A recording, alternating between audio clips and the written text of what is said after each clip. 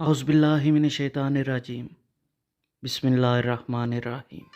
ایک دن ایک تاجر بہلول دانا کے پاس آیا اور پوچھا کہ حضور میں کیا خریدوں؟ جناب بہلول نے فرمایا کہ کالا کپڑا لے لو۔ تاجر شکریہ ادا کرتے ہوئے الٹے قدموں سے چلتے ہوئے واپس چلا گیا۔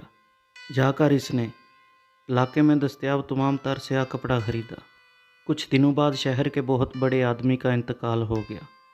رواج کے مطابق ماتمی لباس کے لیے سارا شہر سیاہ کپڑے کی تلاش میں نکل کھڑا ہوا۔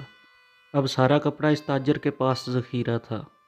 اس نے منہ مانگے داموں میں فروخت کیا اور تاجر نے اتنا نفع کمایا کہ جتنا ساری زندگی نہ کمایا تھا۔ وہ بہت ہی امیر کبیر ہو گیا۔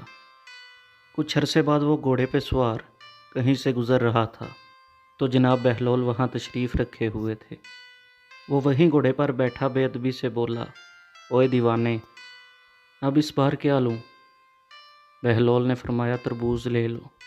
وہ تاجر بھاگا بھاگا گیا اور ساری دولت سے پورے ملک سے تربوز خرید لیے۔ ایک ہی ہفتے میں سب خراب ہو گئے اور وہ کوڑی کوڑی کا محتاج ہو گیا۔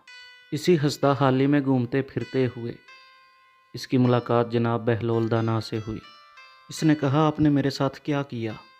ماجرا کیا ہے؟